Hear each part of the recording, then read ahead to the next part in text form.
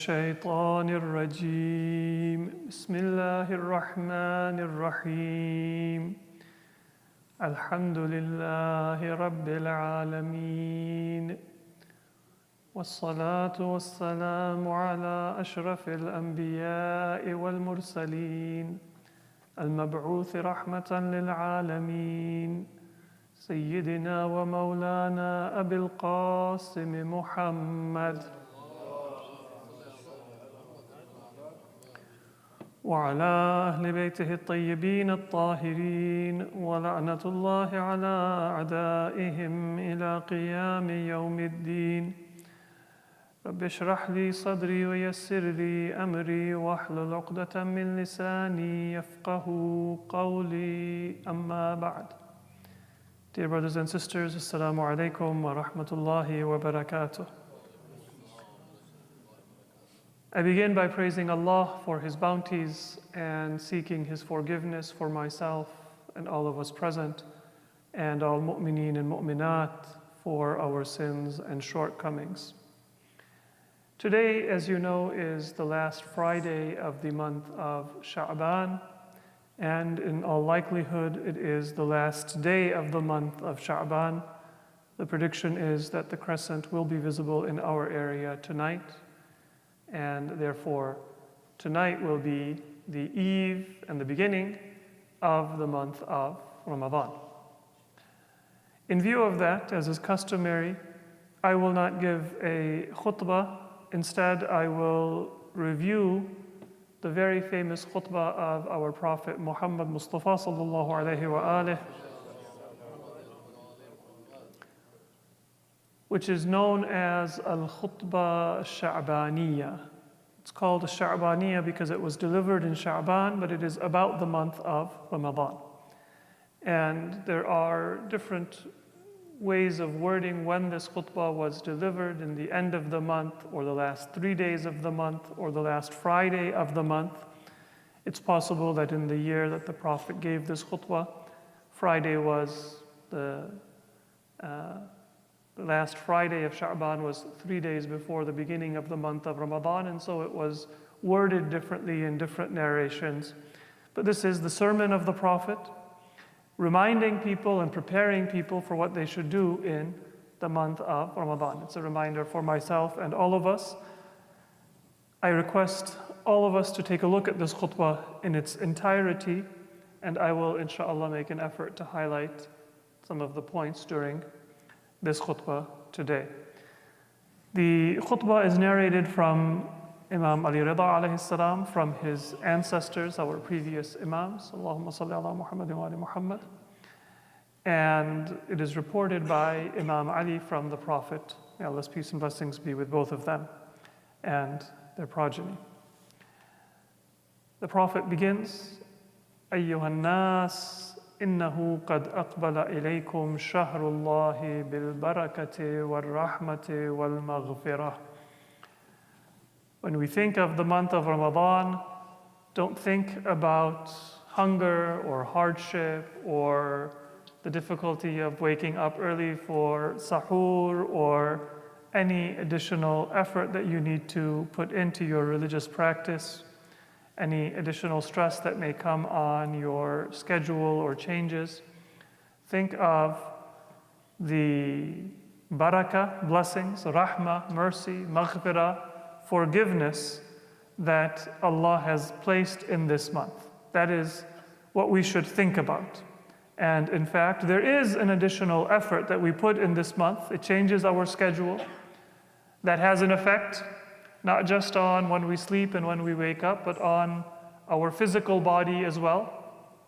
Those of you who will be fasting, there will be fatigue, there will be hunger, there may be some afternoon headaches from dehydration or caffeine withdrawal, and those are not a challenge, they are part of the blessing and the benefit of this month, because it strengthens our soul. And it strengthens and resets our body. And so it is a benefit to us. And if there is ever a point at which fasting is going to be extremely hard, maybe somebody who is elderly, somebody who is pregnant or nursing, somebody who is sick, or if there is ever a point where fasting is going to be damaging to our physical body, then Allah has commanded us not to fast. So if it is a little bit of a test of our physical endurance, then that is healthy for us. It is not something that is unhealthy. So once again, our Prophet, he informs the believers, he introduces the month. And this is what we should think of whenever we think of the month of Ramadan. قَدْ أَقْبَلَ إِلَيْكُمْ شَهْرُ اللَّهِ, the month of God. And the attributes of the month of God, بِالْبَرَكَةِ وَالرَّحْمَةِ وَالْمَغْفِرَةِ. It comes with all of those good things. شَهْرٌ هُوَ عِنْدَ اللَّهِ أَفْضَلُ الشُّهُورِ. This is a month that in the eyes of Allah is the very best month of the year. It is special.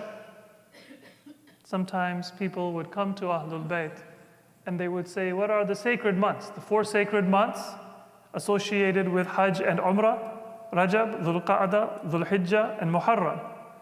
And people would say that, well, if these are the great months, then what about Ramadan? Shahr Ramadan is not one of the sacred months or the inviolable months. And Ahlul Bayt would reply that we can say who is the best of the companions of the Prophet, but then we don't include Ahlul Bayt in that, because Ahlul Bayt, they are not part of the comparison. They are part and parcel of the person and the soul and the mission of our Prophet. So if I say, who are the best companions, then I will mention Abu Dhar and Miqdad and Salman and Ammar and those great companions, and nobody should say, what about Imam Ali? Imam Ali is not in the running in that same way. The same thing is true of Ramadan. Shahr Ramadan is Shahrullah. It is not in the running to be compared on equal footing with the other months. So this is how the Prophet introduces the month. And then he goes into additional detail. وَأَيَّامُهُ أَفْضَلُ الْأَيَّامِ وَلَيَالِيهِ أَفْضَلُ اللَّيَالِي. The days of the month are the best days. The nights of the month are the best nights. وَسَاعَاتُهُ أَفْضَلُ السَّاعَاتِ. And the moments and the hours of the month are the best moments and hours. In other words, don't think that there is one part of the month, Laylatul Qadr is special. I will do worship at that time. As we will see in this instruction of the Prophet, day and night and every moment, it is the month of God. It is a special time. So utilize that time for istighfar, for dua, for tilawatul Quran, for acts of worship and devotion. Then the Prophet explains what makes this month great, what makes this month unique and special. هو شهر دعيتم فيه إلى ضيافة الله. This is a month in which you have been given a special invitation to be hosted by Allah. You're not on your own, you are a guest of Allah. وَجُعِلْتُمْ فِيهِ مِنْ أَهْلِ كَرَامَةِ اللَّهِ. And this is not just a general invitation. You are among the people who have received karamatullah. Allah is giving you a special, you are a VIP guest of Allah. Now, of course, Allah doesn't have limited seats.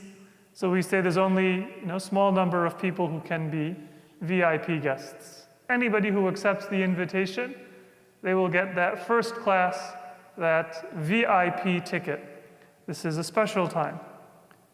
What makes it such a karama and a generosity of Allah? أَنفَاسُكُمْ فِيهِ تَسْبِيحٌ. Your breaths, every breath that you take, even if you are not explicitly doing dhikr, that nafas or breath is tasbih, glorification of Allah. Now imagine if you take the breath and you add an explicit tasbih and say Subhanallah. And now it is a tasbih just because you are breathing, and it is a tasbih because you are saying the words of tasbih. And imagine if you add to the verbal tasbih a concentration and presence of mind where you remember Allah. And there is now a triple tasbih. Your breathing is tasbih, your words are tasbih, and your attentiveness and presence of mind is tasbih. وَنَوْمُكُمْ فِيهِ عِبَادَةٌ. In this month, even if you need a rest or a nap, your sleep is worship. Of course, don't say that, well, then I'll just spend the whole month asleep. وَعَمَلُكُمْ فِيهِ مَقْبُولٌ. And the good deeds that you do, amal in particular, the act of worship, that will be accepted by Allah. وَدُعَاءُكُمْ فِيهِ مُسْتَجَابٌ. Your call and prayer on Allah is answered and looked upon with favor by Allah. فَاسْأَلُوا اللَّهَ رَبَّكُمْ بِنِيَّاتٍ صَادِقَةٍ وَقُلُوبٍ طَاهِرَةٍ أَن يُوَفِّقَكُمْ لِصِيَامِهِ وَتِلَاوَةِ كِتَابِهِ. So now, if your prayer is going to be answered, don't just pray for material things.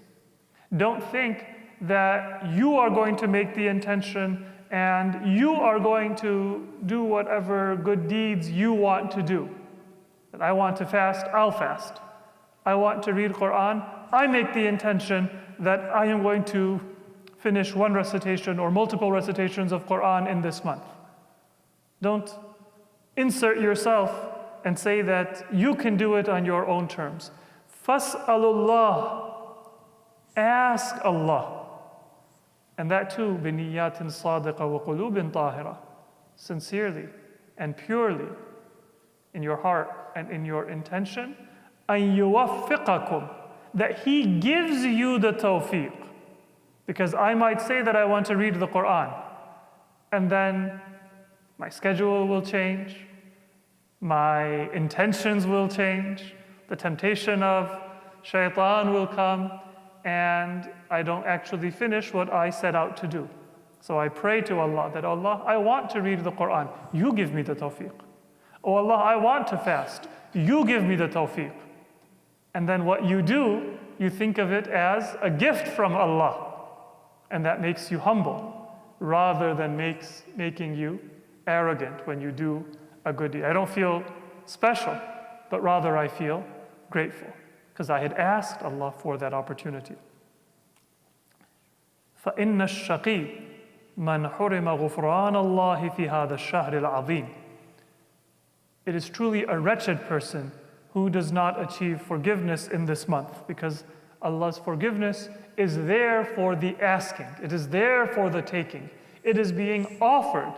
And so the only person who will not be forgiven is somebody who refuses the gift of Allah, and that is wretchedness. وَاذْكُرُوا بِجُوعِكُمْ وَعَطَشِكُمْ فِيهِ. In this month you will be hungry and you will be thirsty. Remember with your hunger and your thirst جُوعَ يَوْمِ الْقِيَامَةِ وَعَطَشَهُ. Remember the hunger and the thirst of the Day of Judgment. Many of us, we are blessed by Allah, and so we never need to go hungry beyond our own control. Meaning, even if I'm traveling and I forgot to bring a water bottle, I can go and buy myself water or a beverage whenever I want.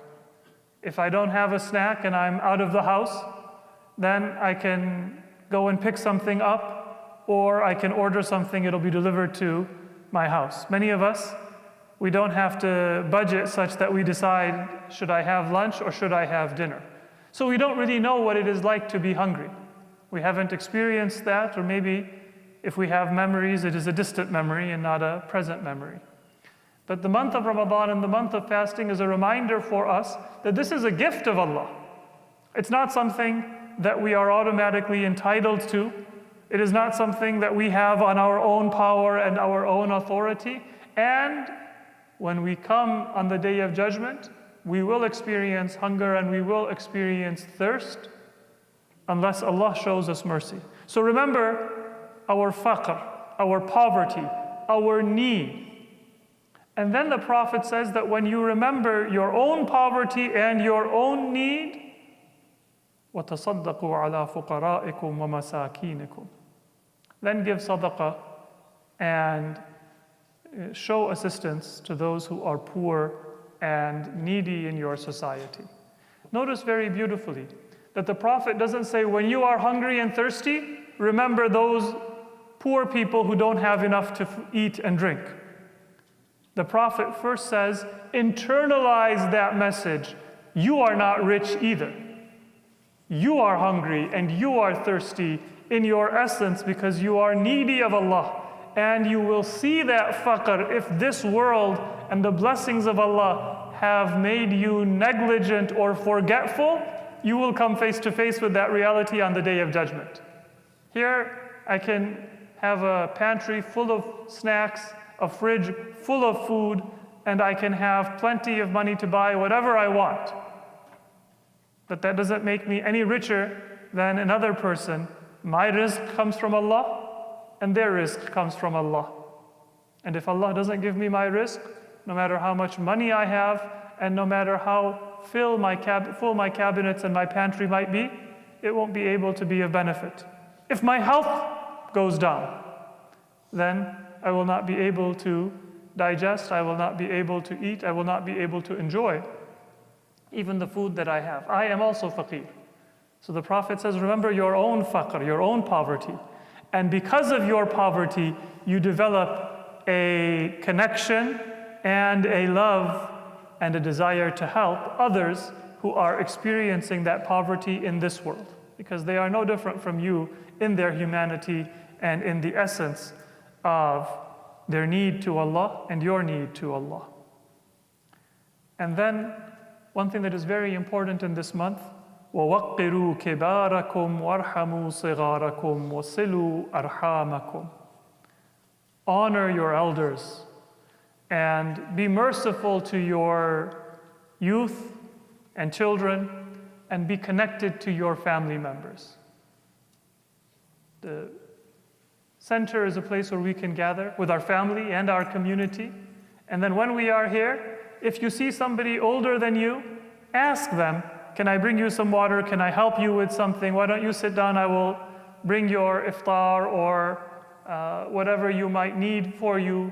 If you see that they are finished eating, then offer to pick up their plate and bring them anything additional that they might need. Show honor to your elders. And then there are those who are younger, maybe they don't have as much experience and as much patience as we are. If they get a little enthusiastic or loud or run around, then don't be angry at them, but be kind and be encouraging. Show mercy to them. We were kids. We used to run around and break things and make a lot of noise at one time, even if maybe we don't remember. And that environment should be welcoming to new members of the community, to the youth, and when we gather, we should show respect and honor to our elders. Offer them the best seating, offer them our assistance, and whatever else we can do. Then the Prophet addresses the fast that is a universal fast. The fast from food and drink applies to people who meet certain conditions. If I'm not traveling, if I'm not sick, if I'm not too old to fast due to weakness or other reasons. Sometimes people have another religious reason because of which they are not required to fast or they are not able to fast. But then there is a fast which even if you are old, and even if you are sick, and even if you are traveling, it is still incumbent on you, and that is the universal fast. That is the fast that carries on even on the day of Eid al-Fitr, when it is forbidden for us to fast in terms of food and drink. But this universal fast, we keep it. We practice it and we strengthen it in the month of Ramadan, but we keep it throughout the year and throughout our life. And that is what the Prophet speaks of next. وَاحْفَظُوا أَلْسِنَتَكُمْ. Guard your tongue. Many of us, we have no filter. Whatever comes into our heart, it's there on our tongue, And sometimes we say, oh, I shouldn't have said that. Well, the time to decide whether to say something is before it comes out of my tongue, not after. Because I can't take back the words. And I can apologize, but I can't take back the hurt or the harm or the effect of my words on others. Not only on others, but even on my own soul. وَاحْفَظُوا أَلْسِنَتَكُمْ. Let me guard my tongue. That's part of fasting. وَغُضُّوا عَمَّا لَا يَحِلُّ النَّظَرُ إِلَيْهِ أَبْصَارَكُمْ. Shield your eyes. Now, these days, there is a lot of money and there are algorithms that are designed to make me want to look. And many of us, if you're on social media, you know there is a 5-second mark where you can skip the ad if you don't have the premium. They try to make it so that you want to keep looking. So they try to make it attractive.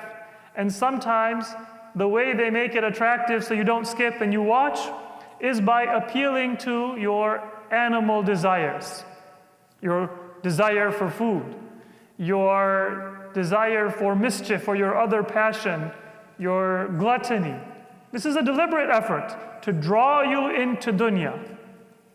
And the discipline of Shahr Ramadan is one of the ways that we can fight against that marketing and those algorithms and those efforts to draw us into dunya, whether online or in real life. Shield my eyes from what it is prohibited to look at. وَعَمَّا لَا يَحِلُّ الْإِسْتِمَاعُ إِلَيْهِ أَسْمَاعَكُمْ. And don't listen to something that it is prohibited for you to listen to. Even if it's juicy gossip and it's very interesting. You know, sometimes somebody's talking and it's a private conversation, but I can hear. And so I get curious and I say, let me listen in, what's going on? No? If I know the person doesn't want me to hear, then let me keep my ears and busy them with something else, with dhikr, and not listen to those things that are prohibited. وَتَحَنَّنُوا عَلَىٰ أَيْتَامِ النَّاسِ يُتَحَنَّنْ عَلَىٰ أَيْتَامِكُمْ. Show mercy to the orphans, so that your orphans will also receive mercy. وَتُوبُوا إِلَى اللَّهِ مِنْ ذُنُوبِكُمْ. And repent to Allah from your sins. Then the Prophet says that the time of the prayers, the awqatus salat, they are the best times. So lift your hands in dua whenever you have a wajib prayer. And then the Prophet says that inna anfusakum marhunatun bi'a'malikum. Your souls are kidnapped and they are being held ransom. And what is going to free your soul? Marhunatun bi'a'malikum. It's not your money, but it is your own actions.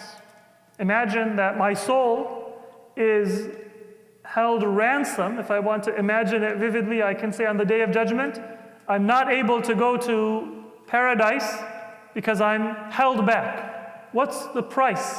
What's going to free me and allow me to be forgiven, allow me to enter paradise?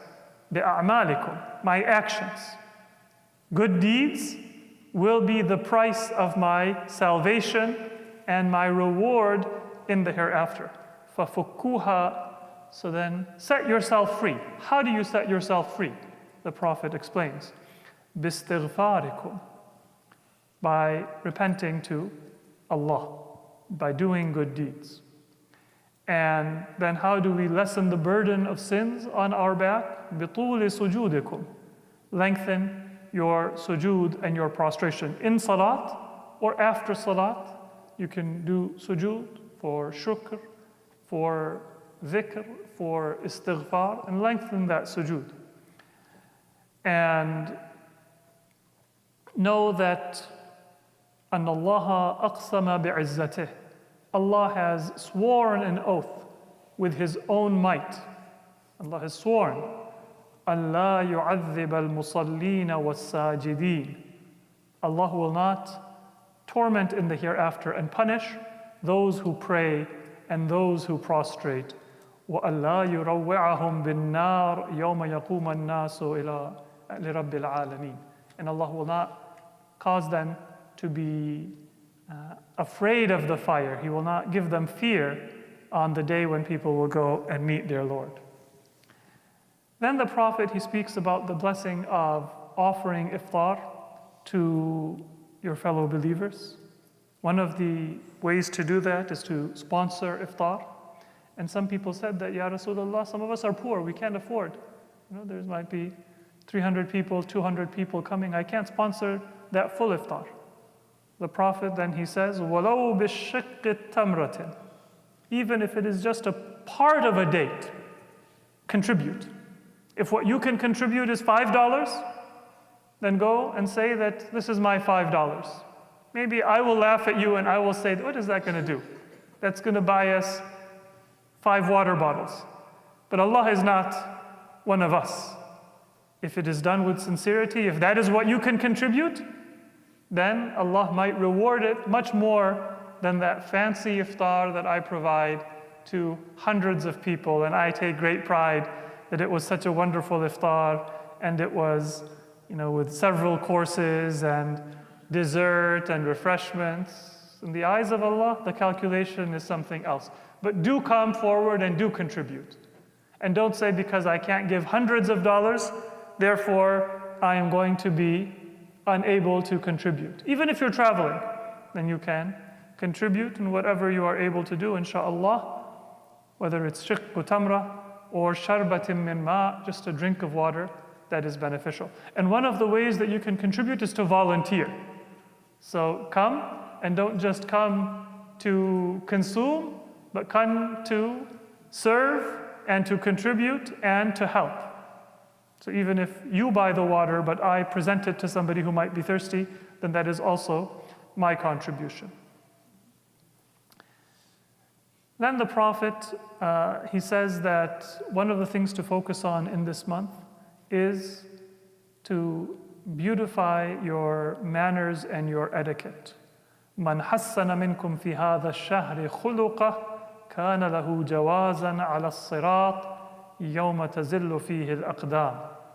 If you can beautify your character, then that will be like a passport. You know how sometimes, I don't know if you've ever experienced this, you come to the airport, you think maybe I'll have an easy time. You come to the immigration counter, they flag another officer, this person has to go to secondary screening. Then you're there for an hour, 2 hours. And then there's other people, they come in, welcome to your destination. They come right through. That's the jawaz ala sirat. Some people's feet will falter, but other people, they will get right through. What is going to be that pass? That is, they call it what, global entry, or facilitate the travel. What is that pass? Man hassana akhlaqahu. Whoever beautifies his khuluq, his character, in this month.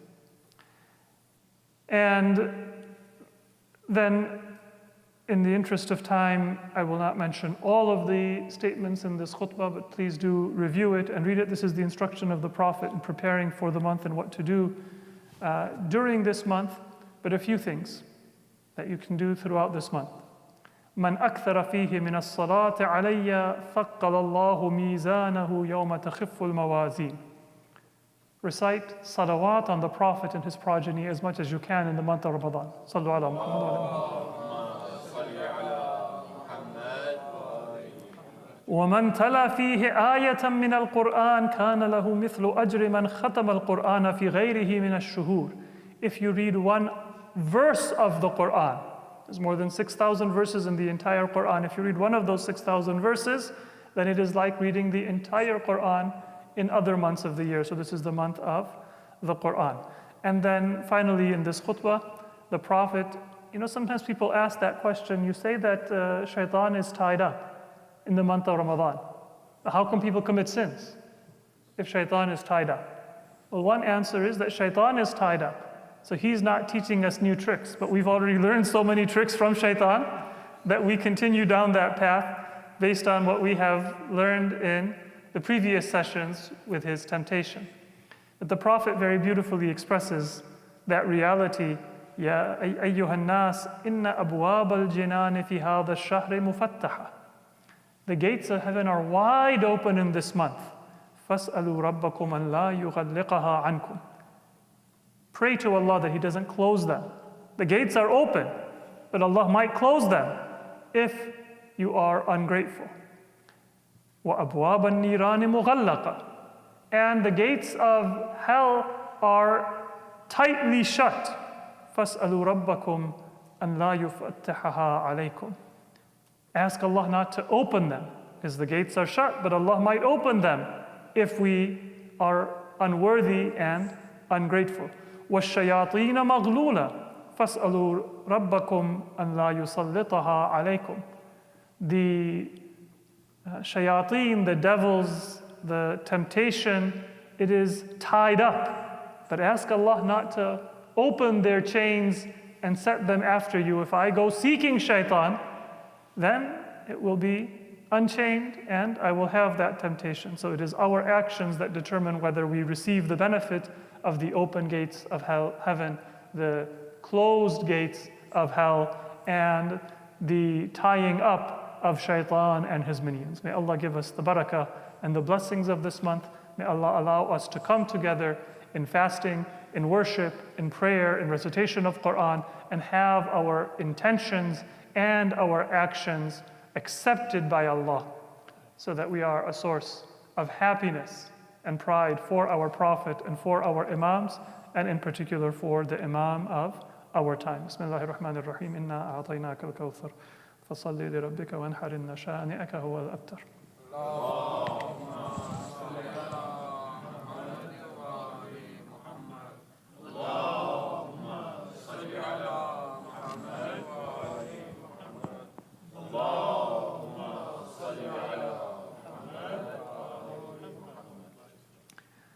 Bismillahir Rahmanir Rahim. Alhamdulillahi Rabbil Alameen. Wassalatu wassalamu ala Sayyidina wa Nabiyyina Abil Qasim Muhammad.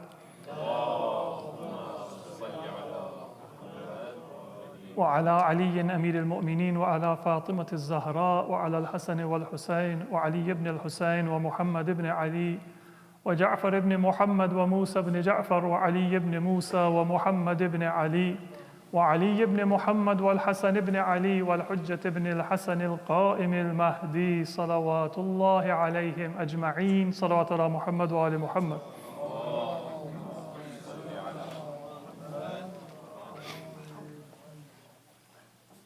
After praising Allah for His bounties and seeking forgiveness from Allah for all mu'mineen and mu'minat for our sins, in the second khutbah, just one question that comes from Imam Ali after the sermon. It is said that after hearing the sermon, Amirul Mu'mineen, فَقُمْتُ فَقُلْتُ, he stood up and he asked the Prophet, Ya Rasulullah, مَا أَفْضَلُ الْأَعْمَالِ فِي هَذَا الشَّهْرِ, what is the best thing that we can do in this month? Sometimes when we have a list, it's a lot of things. There are nawafil, there is tilawah, there is sadaqah, there are du'as and munajat and dhikr and so many good deeds that we want to do, silatul rahim, and all of these things that we mentioned and many other things that we have not mentioned. So is it overwhelming? What is the best thing that we can do? Sometimes we want to do a lot and impress others or impress ourselves. I did 100 rak'ah. I did 1,000 tasbih. I did a great quantity. That is also part of our worship. We should make an effort to do as much as we can. But what is the best thing? Imam Ali alayhi salam asks Prophet Muhammad sallallahu alayhi wa alayhi.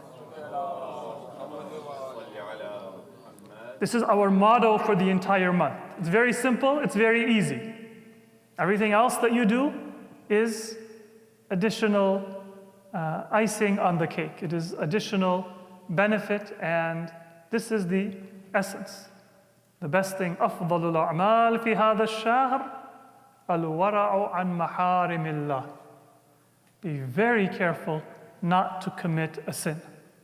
1 month, make that commitment. I'm going to be on guard. My tongue, my eyes, my ears, my hands, my heart, my feet. I am not going to commit a sin. And inshallah, if we do that for 1 month, then it'll become easier for us in the rest of the year. May Allah protect us and help us in fulfilling this commitment and this covenant to our Creator and our Prophet and Ahlul Bayt of our Prophet. Bismillahir Rahmanir Rahim. إن الله يأمر بالعدل والإحسان وإيتاء ذي القربى وينهى عن الفحشاء والمنكر والبغي يعظكم لعلكم تذكرون. صلوا على محمد وآل محمد.